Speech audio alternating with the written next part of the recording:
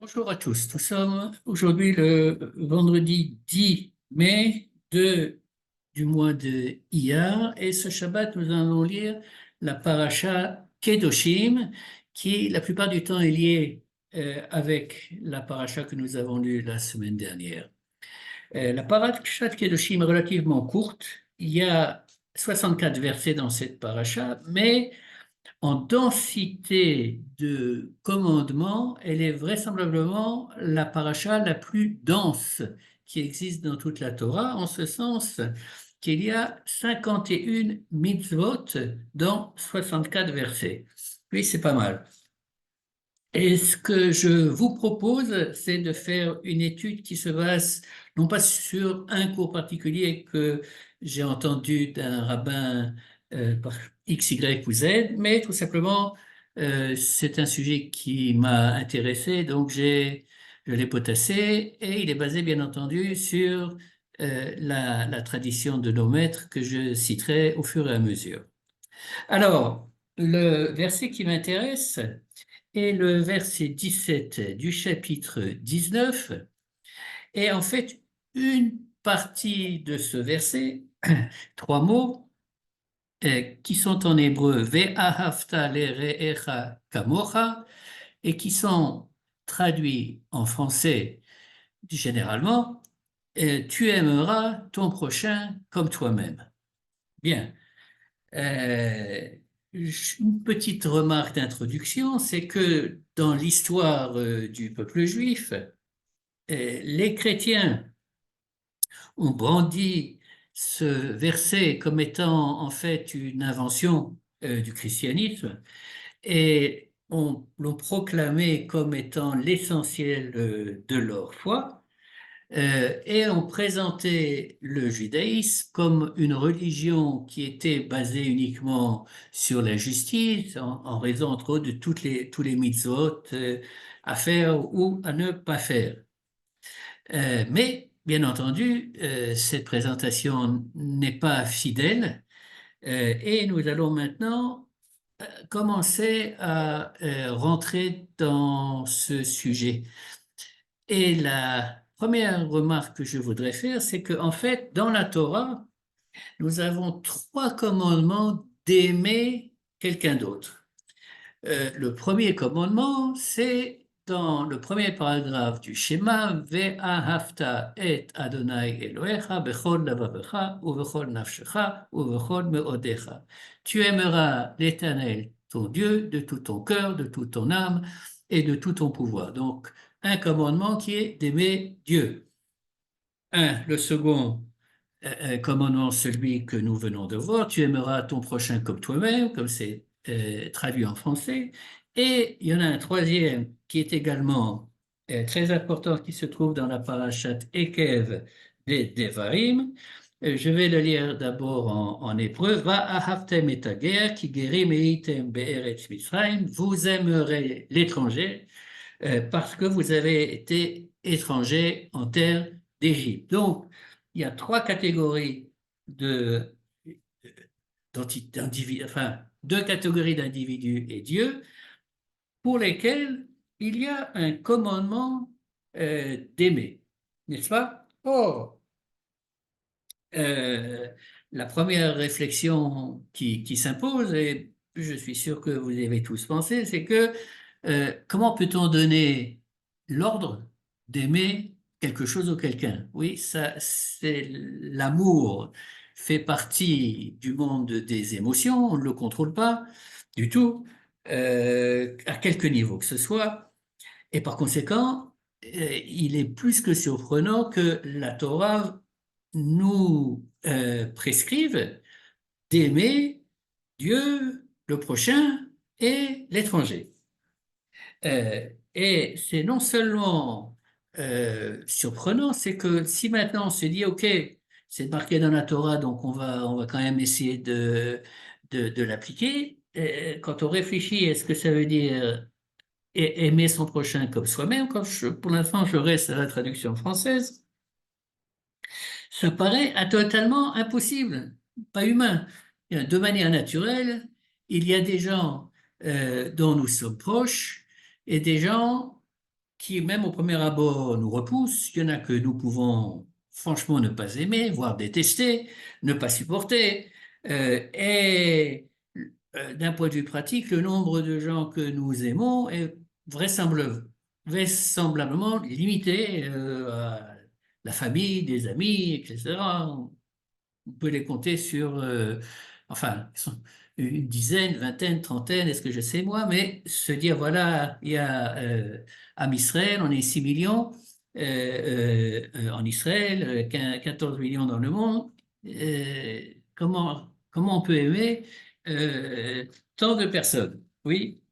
Euh, et euh, par ailleurs, il y a dans la traduction acceptée française, tu aimeras ton prochain comme toi-même, quelque chose de difficile. Je vais prendre un exemple très simple. Supposons qu'une personne est masochiste, oui, elle aime qu'on lui tape dessus, qu'on la fasse souffrir. Eh bien, va-t-il, par amour pour son prochain, faire en sorte que son prochain souffre également? Parce que lui, il aime souffrir. Ça a l'air d'appliquer le commandement à la lettre, mais ça nous dérange de manière évidente. Sur un aspect beaucoup plus prosaïque, supposons que vous aimiez les épinards énormément, vous invitez quelqu'un qui est que vous souhaitez respecter, etc., et faire la mitzvah d'amour du prochain, vous lui préparez des épinards, mais il n'aime pas les épinards. Oui, il déteste les épinards, en fait. Oui, vous allez forcer à manger des épinards. C'est complètement aberrant. Oui. Alors, euh, si c'est marqué dans la Torah, c'est que visiblement, ce n'est pas une mission impossible. Donc, ce que je vous propose dans un premier temps, c'est de voir ce que certains de nos sages disent sur ce passouk, sur ce verset. Et je vais commencer par le Rambam. Et j'ai traduit avec Google ce qu'il écrit dans Yad Hazaka, dans Sefer HaMitzvot, où il dénombre toutes les mitzvot. Euh, En français, ça devient le commandement qui nous est ordonné d'aimer et comme nous aimons nous-mêmes. Et que j'ai compassion et amour pour mon frère dans la foi, comme j'aime, et j'ai compassion pour moi-même, pour ses richesses et son corps, et tout ce qu'il a ou qu'il désire, et tout ce que je veux pour moi, je le veux pour lui tel qu'il est. Et tout ce que je ne veux pas pour moi ou mon ami, je ne le veux pas pour lui comme lui. Et il dit, bienheureux, et aime ton prochain comme toi-même.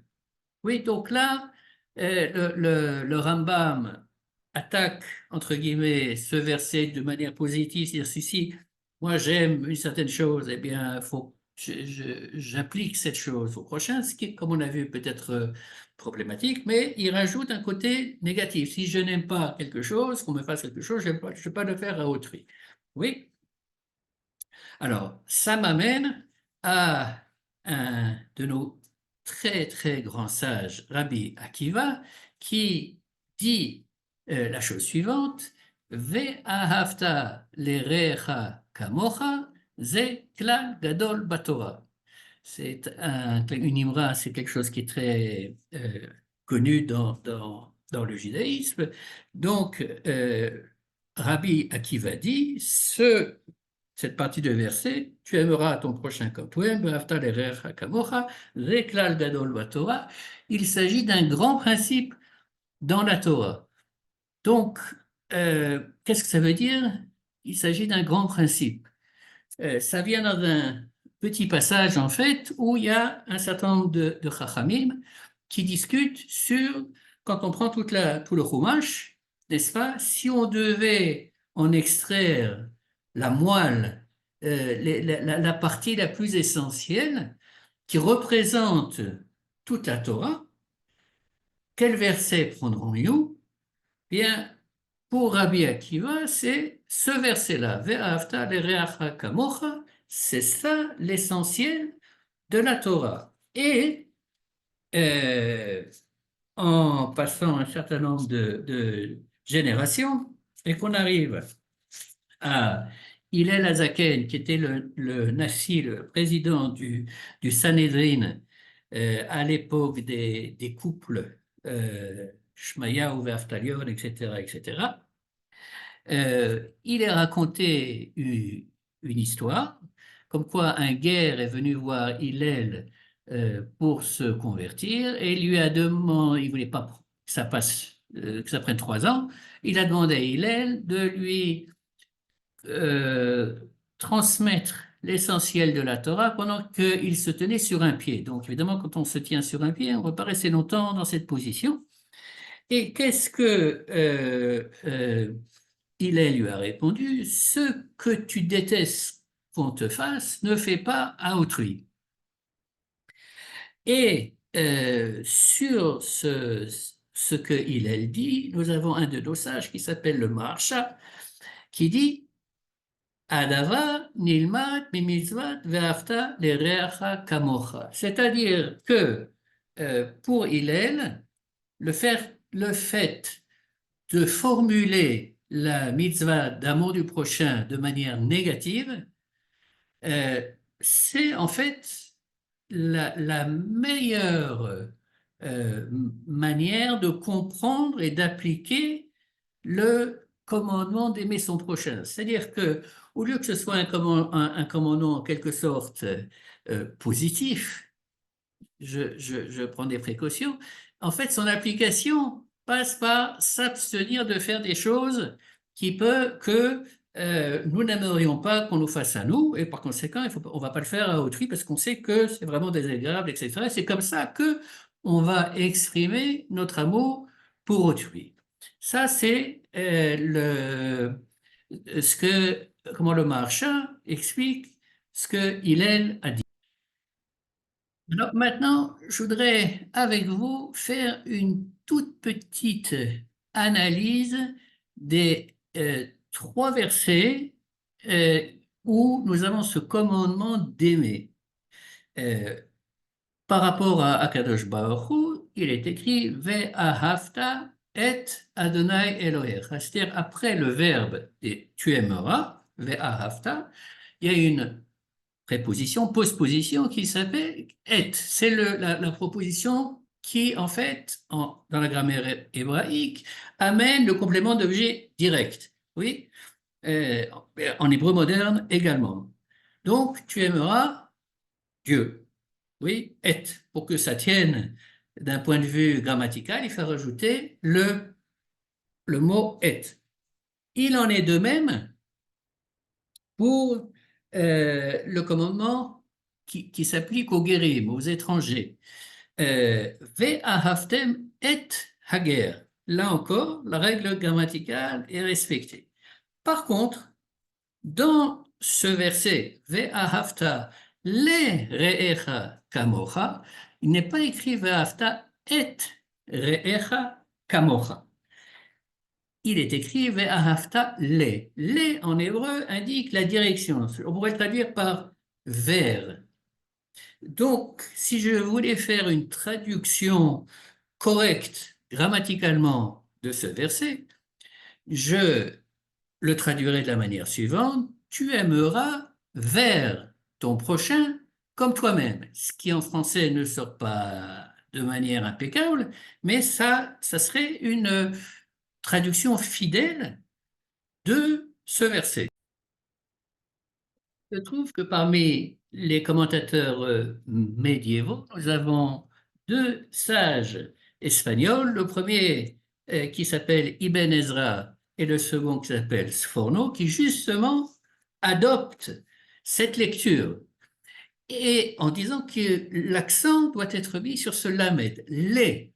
Et ça change en fait totalement la manière de comprendre le commandement. Oui, parce que on ne nous demande pas d'aimer 100 millions de personnes, parce que c'est, ou même 10 000, parce que c'est pas possible, mais on nous demande de nous comporter vis-à-vis d'autrui de manière bonne, de manière correcte, en prenant en fait la direction que Hillel Azaken a donnée. Ce que tu ne souhaites pas qu'on te fasse, ne le fais pas. Oui. Et par conséquent, de mon point de vue à moi, je trouve que c'est la lecture qui est la plus proche et la plus vraie de cette partie de verset. Maintenant, ce que je voudrais faire en conclusion, c'est reprendre le verset qui précède et le verset entier numéro 17, parce que le Rav Fohrman développe, je pense, une idée qui est intéressante et que je vais essayer de résumer assez brièvement. Alors, le verset 16 nous dit la chose suivante. Lotisna et achicha bilvavecha, tu ne haïras pas ton frère dans ton cœur. Ocheach tochiach et amitecha, tu devras lui faire des remontrances. Velotissa à la frette, et tu ne porteras pas sa faute. Dans l'explication que le Rav Fohrman propose, il dit la chose suivante. Dans les relations humaines, nous avons souvent des frustrations, des mécontentements, et nous ne sommes pas nécessairement capables d'exprimer à la personne qui nous a, comment dirais-je, qui a mal agi, exprès ou par exprès, c'est déjà une autre chose, à notre égard. Bien souvent, on va garder dans notre cœur ce moment désagréable, à différents niveaux oui, à quel point ça peut être désagréable, mais ça reste, n'est-ce pas? Ça reste et ça nous dérange et ça va polluer d'une certaine manière la relation vis-à-vis de cette personne et ça peut la polluer totalement, n'est-ce pas? Donc, le premier commandement nous est donné ici, là, dit le Rav Fohrman, c'est que il ne faut pas garder dans le cœur cette, euh, ce sentiment négatif qui a été provoqué par autrui, sans peut-être que cet autrui ne s'est pas rendu compte qu'il a provoqué ce problème.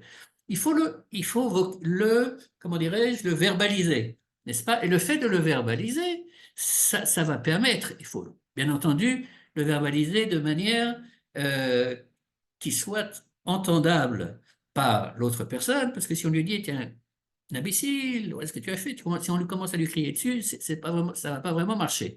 D'accord? Donc, mais le fait de verbaliser l'affront ou le mal qui nous a été fait, c'est une étape pour, comment dirais-je, nettoyer cette plaie. Et ensuite, ça continue dans la même logique, dans le verset 17. Veloticum, velotitor. Tu ne te vengeras pas et tu ne porteras pas rancune. C'est la suite de ce que nous venons de dire, n'est-ce pas? Quelqu'un nous a blessés, on pourrait dire, il m'a frappé, je vais le frapper, etc. Ou je vais garder ça et voilà, je porterai ce malaise longtemps. Alors, la Torah nous dit, non, il, il faut que tu parviennes à sortir de cette attitude négative. Comment? Oui, et ça va t'amener à l'étape suivante, qui est Ve'ahavta l'ereacha kamocha. Parce que si effectivement tu es capable de verbaliser le malaise, le mal, etc., vis-à-vis d'autrui, de le faire d'une telle manière que ce soit entendable et acceptable, de ne pas te venger, de ne pas te porter rancune, alors oui, tu peux arriver à une situation où on va aimer vers le prochain. Pas nécessairement le prochain, mais vers le prochain. Et ensuite, le verset on conclut par Ani Adonai, je suis l'Éternel. Alors, dans la plupart des versets où le verset se termine par Ani Adonai, la plupart des commentateurs disent que c'est pour euh, euh, faire passer l'idée que Akadosh Baruch Hu voit tout, oui, et que par conséquent, si on fait une transgression X, Y, Z en cachette, entre guillemets, oui, où personne n'est au courant, Eh bien, il y a quelqu'un qui est au courant, c'est en haut, et donc ça vient exprimer une sorte de crainte qu'on doit avoir de Dieu. Et c'est comme ça que dans la plupart des versets, Ani Adonai est compris. Euh, Ici, je vais donner simplement mon sentiment personnel qui est basé sur des enseignements que j'ai reçus, pas de manière directe, mais de celui que je considère comme étant mon mentor spirituel, qui est Rabbi Shlomo Carlebach. Euh, le mot de Yudke Vavke, le nom de Dieu qui est utilisé ici, c'est le Dieu de l'amour, c'est le Dieu de la miséricorde. Et c'est certainement pas le Dieu de justice. Et je terminerai donc ce petit Dvar Torah en citant ce que Rabbi Shlomo Karlbar disait, c'est que en fait, pour aimer Dieu, il faut aimer les hommes, les femmes, oui, aimer autrui. Et c'est ça la clé, c'est-à-dire que si on pense pouvoir aimer Dieu sans avoir une relation bienveillante avec autrui, on se plante totalement. On peut pas. Oui, ça c'est vraiment ce qui transparaît de manière claire dans tous les enseignements de Rabbi Shlomo Karlbar. Et à ce moment-là, ça s'inscrit, cette lecture-là, à mon sens, s'inscrit parfaitement dans ce verset où l'attitude qui nous est demandée vis-à-vis d'autrui, qui est une attitude bienveillante, oui, c'est elle qui est la clé de d'un amour pour Dieu qui est déjà aussi un projet qui est difficile à définir. Sur ce, je vous souhaite Shabbat Shalom et Chodesh Tov. On est quand même le 2 du mois d'Iyar, je suppose qu'on peut encore dire Chodesh Tov.